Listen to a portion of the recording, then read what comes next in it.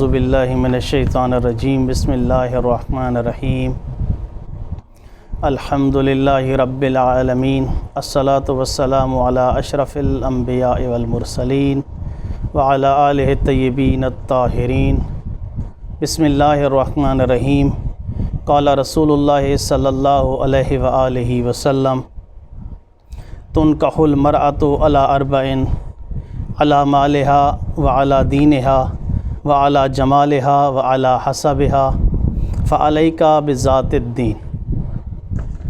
ناظرین محترم سامعین کرام، السلام علیکم ورحمۃ اللہ وبرکاتہ۔ اس پلیٹ فارم سے میں آپ کے ساتھ مخاطب ہوں نجف اشرف سے، اور جو روایت میں نے آپ کے سامنے تلاوت کرنے کا شرف حاصل کیا ہے، یہ ہمارے اہل سنت برادران کے بہت بڑے محدث، بہت بڑے عالم امام بخاری کی کتاب صحیح بخاری سے روایت ہے۔ اس روایت کے اندر وہ شریک حیات کے بارے میں گفتگو کرنا چاہتے ہیں، اور یہ جو روایت ہے یہ امام بخاری نے نقل کی ہے اپنی کتاب کے اندر، اور ہمارے علماء کی، یعنی ہم اہل تشیع علماء کی ایک سیرت رہی ہے کہ ہمارے اساتذہ کرام ہمیں اس چیز کا درس دیتے آئے ہیں کہ ہم اپنے مخالف کی جو کتابیں ہیں، یعنی اپنے جو دوسرے اہل سنت برادران ہیں، ان کی کتابوں کا بھی مطالعہ کیا جائے۔ یہ جو امام بخاری ہیں، تھوڑی سی اس کے بارے میں ڈیٹیل آپ کو بتا دوں۔ انہوں نے اس زمانے میں اس صحیح بخاری کی روایات کو جمع کیا ہے جس وقت حضرت امام علی نقی علیہ السلام کا ظاہری دور امامت تھا۔ ان دنوں میں انہوں نے مختلف ممالک کا سفر کیا ہے، کہ عراق میں آئے ہیں، اور اسی طرح حجاز میں، مصر میں، یمن میں، یہ سارے انہوں نے سفر کیے ہیں۔ ان احادیث کو انہوں نے جمع کیا ہے، اور دلچسپ بات جو یہاں آپ کو ایک نقطہ دینے والا ہوں وہ یہ ہے کہ امام بخاری جو اہل سنت کے بہت بڑے امام ہیں، یہ احادیث کی ان کی پہلی کتاب نہیں ہے، اس سے پہلے بھی ان کی احادیث کی کتاب ہے۔ وہ کون سی ہیں؟ وہ موطا امام مالک ہے۔ امام بخاری نے اس دور میں یہ احادیث جمع کی ہیں، اور دلچسپ بات یہ ہے، اور دلچسپ بات بھی ہے اور دکھ کی بات بھی ہے، کہ جس اتنے بڑے عالم دین نے، کیونکہ یہ افغانستان کے تھے، انہوں نے سامرہ کا سفر کیا، کاظمین کا، لیکن امام بخاری نے امام علی نقی علیہ السلام، نہ امام محمد تقی علیہ السلام، نہ امام رضا علیہ السلام سے، نہ امام جعفر صادق علیہ السلام سے، کئی ہزار جو شاگرد موجود تھے، کسی سے بھی کوئی روایت نہیں لی۔ اب میں اپنے ٹاپک پہ آتا ہوں۔ یہ جو حدیث میں نے آپ کے سامنے تلاوت کی ہے، اس میں رسول خدا صلی اللہ علیہ وآلہ وسلم فرما رہے ہیں کہ عورتوں سے 4 وجوہات کی بنا پر نکاح کیا جاتا ہے، یعنی جو لوگ رغبت کرتے ہیں شریک حیات تلاش کرنے کے لیے، وہ 4 چیزیں ہوتی ہیں۔ پہلی چیز یہ ہے کہ لوگ رغبت رکھتے ہیں کہ مال کی بنا پر، پہلی چیز۔ دوسری چیز دین کو دیکھتے ہیں۔ تیسری چیز ہے کہ اس کے حسن و جمال کو دیکھا جاتا ہے، اور جو چوتھی چیز ہے وہ ہے حسب اور نسب۔ دیکھیں، میں اپنے عنوان سے ریلیٹڈ گفتگو کرنے سے پہلے میں چاہتا ہوں کہ کچھ مقدمات آپ کے اذہان عالیہ میں منتقل کر دوں۔ انسان اپنی زندگی میں جو بھی کام کرتا ہے اس کا کوئی ہدف ہوتا ہے۔ انسان جب اپنے گھر سے نکلتا ہے تب بھی اس کا کوئی ہدف ہوتا ہے۔ انسان اگر کسی کنٹری کی طرف سفر کرتا ہے اس کا کوئی ہدف ہوتا ہے۔ یعنی مختصراً یہ بات آپ کو کہہ دوں کہ انسان کی جو زندگی ہے وہ زندگی اہداف کے گرد گردش کرتی ہے۔ کچھ اہداف اس کی زندگی کے ہوتے ہیں، اس کے گرد انسان کی زندگی گردش کرتی ہے۔ تو جو میں گفتگو کرنا چاہ رہا ہوں، انسان کا مقصد یا ہدف شادی کرنا نہیں ہوتا، شادی انسان کا ہدف نہیں ہوتا، نہیں، شادی سے جو ریلیٹڈ چیزیں ہیں، جو شادی کے اثرات ہیں، وہ انسان کا ہدف ہوتا ہے۔ دیکھیں جو علماء نے شادی کے اہداف بتائے ہیں کہ 2 طرح کے اہداف ہوتے ہیں. ایک بندہ، ایک جوان، ایک نوجوان جب بالغ ہو جاتا ہے، یا ایک لڑکی جب بالغ ہوتی ہے تو وہ شادی کرنا چاہتی ہے، تو 2 ہدف ہو سکتے ہیں. پہلا ہدف یہ ہے کہ وہ جنسی خواہش کو پورا کرنے کے لیے انسان شادی کرتا ہے. مرغوب ہدف ہے، کوئی غلط نہیں ہے، ٹھیک ہے، کوئی اس کو غلط نہیں کہے گا. یعنی ایک بندہ شادی کرنا چاہتا ہے لیکن اس کا ہدف کیا ہے؟ جنسی خواہش کو پورا کرنا ہے. ایک فطری خواہش ہے، اللہ تعالیٰ نے انسان کے اندر رکھ دی ہے، اس کو پورا کرنا چاہتا ہے، کوئی غلط بات نہیں ہے. لیکن ایک دوسرا ہدف بھی ہے اس شادی کا، وہ اس سے ایک قدم آگے ہے. وہ کون سا ہے؟ وہ یہ ہے کہ انسان کی فطرت میں اللہ نے ایک چیز رکھی ہے. وہ کون سی ہے؟ وہ یہ ہے کہ انسان دنیا میں ہمیشہ رہنا چاہتا ہے. انسان چاہے آپ جس مذہب میں بھی چلے جائیں، عیسائیوں میں چلے جائیں، یہودیوں میں چلے جائیں، اسلام میں چلے آئیں، ٹھیک ہے، تو ہر انسان یہ چاہتا ہے کہ میں دنیا میں ہمیشہ رہوں. اس کے 2 طریقے ہو سکتے ہیں. پہلا طریقہ یہ ہے کہ انسان کی زندگی اس قدر ہو کہ اس کو موت نہ آئے. یہ بھی ایک طریقہ ہے کہ وہ ہمیشہ دنیا میں رہے گا. لیکن ایک دوسرا طریقہ بھی ہے. وہ کون سا ہے؟ وہ دنیا میں ایسے کام کرے جس سے وہ اس کا جو نام ہے، اس کا ذکر ہے، اس کا ہدف ہے، وہ باقی رہے. یہ دوسرا طریقہ ہے. یعنی اس کا مطلب ہے کہ جب انسان شادی کرتا ہے تو اس کے 2 ہدف ہوتے ہیں. پہلا ہے جنسی خواہش، دوسرا ہے نہیں، وہ چاہتا ہے کہ میں ایک ایسا اسرہ قائم کروں، ایسا خاندان قائم کروں جو میرے چلے جانے کے بعد دنیا میں باقی رہے اور لوگ مجھے اچھے الفاظ سے یاد کریں اور میرے نام اعمال کے اندر نیکیاں آتی رہیں. یہ دوسرا ہدف ہے. اب جب انسان شادی کرے گا تو جب اپنی شریک حیات کو تلاش کرنے کی سعی کرے گا، کوشش کرے گا، تو ان 2 اہداف کے گرد گھومے گی اس کی کوشش. بات واضح ہو گئی ہے غالباً. یعنی ایک بندہ اپنی جنسی خواہش کو پورا کرنے کے لیے شادی کرتا ہے، ہدف ہے، کوئی غلط بات نہیں ہے. دوسرا بندہ ہے، وہ کیا ہے؟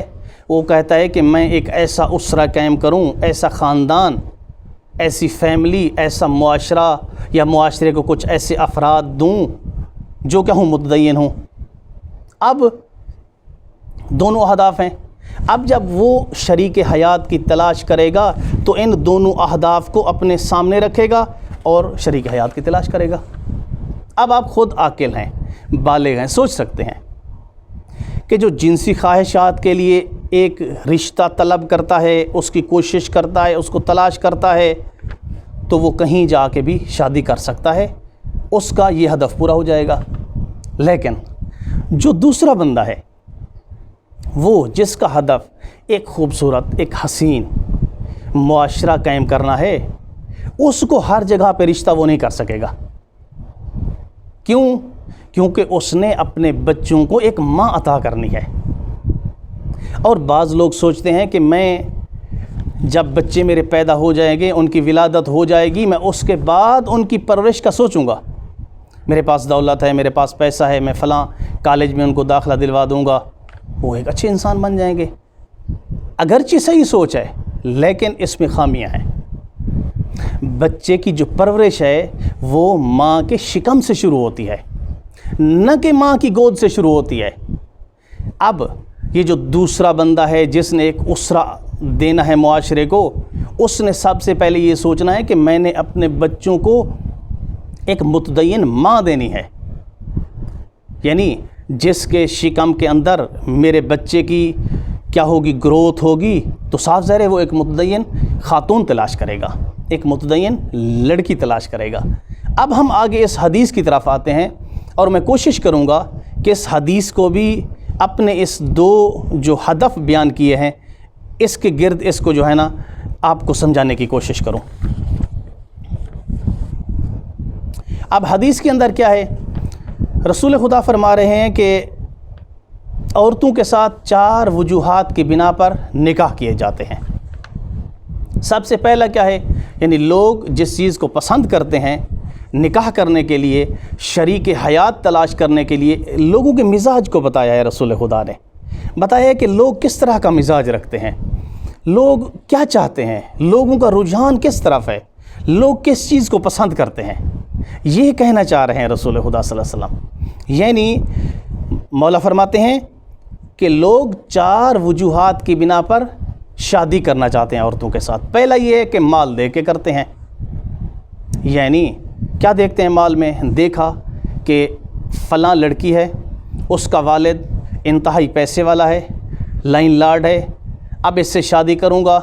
اس کا طمع اس لڑکی کا مزاج نہیں ہوتا، کیا ہوتا ہے؟ اس کی دولت ہوتی ہے، اور اکثر شادیاں جو ناکام ہوتی ہیں وہ اسی دولت کی وجہ سے ہوتی ہیں۔ اس بندے کی شادی کا ہدف کیا ہوتا ہے؟ جہیز ہوتا ہے، اور جہیز جو ہے نا یہ ایک محض ہندوانہ رسم ہے۔ ہندو پتہ ہے کیوں لڑکی کو جہیز دیتے ہیں اتنا زیادہ؟ اس کی وجہ یہ ہے کہ ہندو مذہب کے اندر میراث نہیں ہے، ہمارے مذہب میں اسلام کے اندر میراث ہے، یعنی لڑکی اپنے گھر سے چلے جانے کے بعد بھی وہ اپنے باپ کی جائیداد کی وارث ہوتی ہے، اور اکثر گھروں کو اسی جہیز نے کیا کر دیا ہے؟ اجاڑ دیا ہے۔ اب ایک لڑکا جب اس کی نگاہ مال کے اوپر ہوتی ہے اور خاتون کی مواصفات پہ نہیں ہوتی تو وہ شادی کیا ہوتی ہے؟ وہ صحیح معنوں میں حقیقی اور اسلامی شادی نہیں کہلاتی۔ اب تاریخ کے اندر دیکھیں کہ رسول خدا نے جو خود شادیاں کی ہیں وہ کیسی شادیاں تھیں۔ آپ دیکھیں رسول خدا نے مثال کے طور پر 9 شادیاں کی ہیں۔ اب ان شادیوں میں تاریخ کے اندر کہیں نہیں ملتا کہ کوئی ایسی خاتون، کوئی ایسی یعنی ام المومنین جو اپنے والد کی طرف سے بے انتہا جہیز لائی ہو۔ ہاں، بی بی خدیجہ کا جو معاملہ ہے وہ علیحدہ ہے، وہ خود ایک مالدار تھیں، خود ایک تاجر خاتون تھی، وہ اس سے ہٹ کر ہے۔ لیکن اس کے علاوہ خود جو رسول خدا کی دوسری بیویاں ہیں، کہیں بھی آپ کو نہیں ملے گا کہ رسول خدا کی ایک بیوی بھی اپنے والدین کی طرف سے جہیز لے کر آئی ہو، نہیں ملے گا۔ یعنی جو جہیز کی لعنت ہے یہ بعد میں آئی ہے۔ دیکھیں، ایک باپ اپنی بیٹی کی پرورش کرتا ہے، اس کو پالتا ہے، اس کو تعلیم دلاتا ہے، اس کو متدین بناتا ہے۔ جب وہ اس بچی کو اپنے گھر سے رخصت کرتا ہے، بھلا یہ اس کے لیے کم صدمہ ہے کہ اس کے ساتھ اس سے بھی یہ بھی تقاضا کیا جائے کہ آپ اس کو جہیز میں گاڑی دیں، اس کو کوٹھی دیں، اس کو بنگلہ دیں۔ دیکھیں، کوئی باپ بھی کیونکہ شریعت میں ہے، اسلام نے کہا ہے کہ آپ بیٹی جب جوان ہو جائے اس کی شادی کر دیں، اس لیے وہ قبول کرتا ہے۔ لیکن حقیقت میں اگر دیکھا جائے تو کوئی باپ کیا ہے؟ دل میں خوش نہیں ہوتا۔ اگر ایک باپ کی 7 بیٹیاں ہیں اور ہر بیٹی کو اس نے جہیز دینا ہے، جس طرح ہمارے معاشرے میں آج کل رائج ہو چکا ہے، ایک پرابلم بن چکا ہے، ایک ناسور بن چکا ہے، ایک بیماری بن چکی ہے، تو وہ کیا کرے گا؟ اس شریف آدمی کی پوری زندگی اس میں لگ جائے گی، اپنی بیٹیوں کی جہیز اکٹھا کرنے میں۔ سب سے مقدس شادی، سب سے باعظمت شادی جناب زہرا سلام اللہ علیہا کی تھی۔ جناب زہرا سلام اللہ علیہا کا کہیں بھی نہیں ملتا کہ رسول خدا نے جہیز میں کچھ دیا ہو اپنی طرف سے، اپنی جیب کی طرف سے نہیں۔ ہاں، یہ چیز ملتی ہے کہ حضرت علی علیہ السلام سے آپ نے فرمایا کہ آپ کے پاس کیا چیز ہے جو آپ بیچ کر کیا کریں؟ حق مہر ادا کریں، اور انہی پیسوں سے جناب سیدہ کے لیے ان کے لیے کپڑے بھی خریدے گئے، ان کے دوسرے اغراض بھی خریدے گئے۔ تو مال کو فقط انسان نگاہ میں رکھے شریک حیات تلاش کرنے کے لیے، یہ کوئی اچھی بات نہیں ہے، پہلی چیز۔ دوسری چیز کیا ہے؟ دوسری چیز ہے جمال، یعنی حسن۔ یہ ایک مرغوب چیز ہے۔ ہاں، اگر آپ دیکھ رہے ہیں کہ مال بھی ہے اور دین بھی ہے تو تب ٹھیک ہے، یہ شادی کیا ہے؟ اسلام کے مطابق ہے۔ ہاں، جو دوسرا نقطہ ہے اس حدیث کے اندر وہ یہ ہے کہ آپ کی نگاہ جمال کے اوپر ہے، یعنی آپ کی نگاہ حسن کے اوپر ہے۔ دیکھیں، حسن کے ساتھ ساتھ دین کا ہونا ضروری ہے۔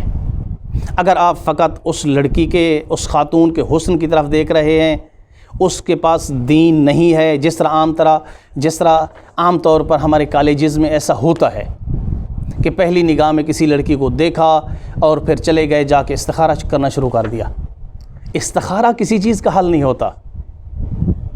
ہاں، آپ تحقیق کریں، آپ دیکھیں، اس کے کردار کو دیکھیں، پھر جا کے آپ استخارہ کریں۔ یعنی ایک ایسی خاتون جس کے پاس حسن و جمال ہے لیکن اس کے پاس کردار نہیں ہے، گویا کہ وہ ایک ایسا پھول ہے گویا کہ وہ ایسا پھول ہے جو ایک کوڑا کرکٹ کے اوپر اگا ہوا ہے، اس کی کوئی وقت نہیں ہے۔ تیسری چیز حسب اور نسب ہے۔ آج کل حسب اور نسب کو زیادہ دیکھا جاتا ہے، رشتہ کرنے کے لیے حسب کو بھی دیکھا جاتا ہے، نسب کو بھی دیکھا جاتا ہے۔ یعنی یہ خاندان کتنا بڑا خاندان ہے، کتنا مشہور خاندان ہے، یہ خاندان مثال کے طور پر فلاں صفت کے اندر مشہور ہے، اس کو دیکھا جاتا ہے۔ دیکھیں، فقط اس کے اندر اپنی توجہ کو مرکوز کر دینا کہ انسان شریک حیات تلاش کرے، یہ بڑا خاندان ہے، یہ کامیاب نہیں ہے۔ کیوں نہیں ہے؟ تاریخ کے اندر بہت ساری مثالیں ملتی ہیں۔ آپ نے جس چیز کو ملوث خاطر رکھنا ہے وہ دین ہے، دین دیکھنا ہے۔ امام صادق علیہ السلام کے ایک صحابی تھے، ان کی بیٹی کے ساتھ رشتہ کرنے کے لیے ایک چرواہا تھا، شیعہ تھا، مومن تھا، متدین تھا، وہ گیا اس امام صادق علیہ السلام کے صحابی کے پاس۔ وہاں جا کے وہ کہتا ہے کہ میں آپ کی بیٹی کے ساتھ شادی کرنا چاہتا ہوں۔ اس نے انکار کر دیا۔ جو ہی اس نے انکار کیا، وہ جو چرواہا تھا، وہ شیعہ تھا، مومن تھا، امام صادق علیہ السلام کے پاس آتا ہے۔ جب وہاں آتا ہے، آ کر امام علیہ السلام سے شکایت کرتا ہے، تو امام علیہ السلام اس کو بلاتے ہیں، اس جو بیٹی کا باپ ہوتا ہے اس کو بلاتے ہیں اور کہتے ہیں کہ آپ نے اس چرواہے کو، شیعہ کو، مومن لڑکے کو اپنی بیٹی دینے سے انکار کر دیا ہے۔ کہتا ہے ہاں۔ کہتا ہے اس کی قوم اتنی بڑی نہیں ہے، اس کا عشیرہ اتنا بڑا نہیں ہے، اس کا قبیلہ اتنا بڑا نہیں ہے، میں اس کو بیٹی نہیں دیتا۔ تو امام علیہ السلام نے یہاں پر ایک خوبصورت جملہ فرمایا ہے۔ مولا فرماتے ہیں آپ کو پتہ ہے نا وہ شیعہ ہے؟ کہتا ہے ہاں وہ شیعہ ہے۔ وہ مومن ہے؟ کہا مومن ہے۔ کہا یہ مومن ہے، اس وقت دنیا میں مومن ہے، اگر اس کو اسی ایمان کے اوپر موت آ جاتی ہے تو وہ جنت میں جائے گا؟ کہاں جنت میں جائے گا۔ تو کہا امام علیہ السلام نے کہ جب وہ جنت میں جائے گا تو اللہ تعالیٰ اس کی شادی کس سے کرے گا؟ کہا حور العین سے کرے گا۔ کہا جو انسان حور العین کا کف ہو سکتا ہے، اللہ تعالیٰ اس کو حور العین کے مماثل سمجھ سکتا ہے اور اس کی شادی حور العین کے ساتھ کر سکتا ہے، تو کیا تیری بیٹی کا وقوف نہیں ہو سکتا؟ یہ قبیلہ سازی، یہ خاندان کا بڑا ہونا، اس کی اسلام کے اندر کوئی خاص وقت نہیں ہے۔ اسلام کے اندر کیا ہے؟ اسلام کے اندر ہے ان اکرمکم عند اللہ اتقاکم، کہ اللہ کے نزدیک آپ میں سے اکرم وہ ہے، متدین وہ ہے، اشرف وہ ہے جو کیا ہے؟ متقی ہے۔ اس طرح سے علامہ اقبال نے ایک شعر لکھا ہے، کیا فرماتے ہیں؟ ایک ہی صف میں کھڑے ہو گئے محمود و ایاز، نہ کوئی بندہ رہا نہ کوئی بندہ نواز۔ بڑے بڑے خاندانوں کی، یعنی ہاشمی خاندان کی لڑکیوں کی شادیاں غلاموں کے ساتھ ہوئی ہیں۔ یہ بھی ایک ناسور ہے، جس طرح سے جہیز ایک سور تھا، اس ناسور تھا عفواً، اسی طرح سے یہ ایک یعنی ایک قبیلہ سازی، ایک بڑے خاندان کا ہونا۔ مثال کے طور پر جو امیر ہیں وہ امیروں کے ساتھ شادی کریں گے، جو غریب ہیں وہ غریبوں کے ساتھ کریں گے، یہ ایک پرابلم ہے۔ تو امام علیہ السلام نے فرمایا ایسا نہیں ہے، آپ نے جس چیز کو مد نظر رکھنا ہے وہ کیا ہے؟ وہ تدین ہے، وہ دین ہے۔ آپ نے فقط دین کو ملحوظ خاطر رکھنا ہے۔ مثال کے طور پر اگر ایک انسان کی شادی کسی امیر لڑکی سے ہو جائے، اس کے پاس دین نہ ہو، تو دولت ایک چلی جانے والی چیز ہے، دولت ہمیشہ نہیں رہتی۔ اگر اس کے پاس دین ہے تو وہ آپ کے ساتھ آپ کے مصائب میں، آپ کی تکالیف میں، آپ کی غلطیوں میں صبر بھی کرے گی، کیونکہ اس کے دین کا تقاضا یہی ہے۔ اگر اس کے پاس دین نہیں ہے تو وہ آپ کی جو تکالیف ہیں، آپ کی جو مصائب ہیں، اس کے اوپر صبر نہیں کر سکے گی۔ یہ دین ہمیں سکھاتا ہے۔ بہت سارے خاندانوں کے اندر یعنی لڑکیاں فقط اس لیے بیٹھ جاتی ہیں کہ وہ دیکھتے رہتے ہیں کہ کوئی امیر خاندان ملے ہمیں، لیکن نہیں ملتا۔ وہ جہاں پہ پیدا ہوتی ہیں وہیں پہ دفن ہو جاتی ہیں۔ یہ ہمارے معاشرے کے اندر بڑی عجیب چیزیں آ چکی ہیں۔ تو دیکھیں، جب انسان ایک شریک حیات کی تلاش کرتا ہے تو کچھ چیزیں انسان کو اس کے اندر جو ملحوظ خاطر رکھنی چاہیے۔ وہ پہلی چیز ہے کہ انسان دیکھے کہ اس کا مزاج میرے ساتھ ملتا ہے یا نہیں ملتا۔ اس کو ملحوظ خاطر رکھے کہ مزاج میں وہ کرخت مزاج تو نہیں ہے، لین مزاج ہے، نرم مزاج ہے، میری غلطیوں کو برداشت کرے گی یا نہیں کرے گی۔ یہ دونوں طرف سے آپ سوچ سکتے ہیں۔ ایک اور چیز جو عام طور پر لوگوں کے اندر ایک غلط سوچ پائی جاتی ہے، مثال کے طور پر ایک یورپ نے ایک فکر جو ہمارے نوجوانوں کے اندر ڈالی ہے، اسی شادی کی بنا پر میں آخر میں وہ بات کرتا جاؤں کہ جو یورپ کی فکر ہے وہ کہتے ہیں کہ لڑکا یا لڑکی خود آزاد ہیں۔ جب آزاد ہیں تو وہ خود اپنا شریک حیات تلاش کریں، اس میں والدین کا کوئی سروکار نہیں ہے۔ ایک رائے یہ پائی جاتی ہے، اور دوسری رائے کیا پائی جاتی ہے؟ وہ یہ پائی جاتی ہے جو ہمارے پاک و ہند میں موجود ہے کہ والد جو ہے وہ خود سرپرست ہے، وہ جہاں چاہے ان کا رشتہ کر دے۔ ایک رائے جو پہلی تھی، خود نوجوان لڑکا یا لڑکی خود آزاد ہیں، ایک وہ رائے تھی۔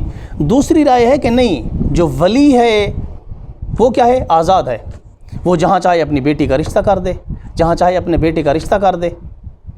دیکھیں، اسلام ان دونوں آراء کی نفی کرتا ہے۔ اسلام ایک خوبصورت رائے دیتا ہے، وہ یہ رائے دیتا ہے کہ جو والد ہے، دیکھیں والدین کبھی بھی اپنی اولاد کا برا نہیں سوچتے۔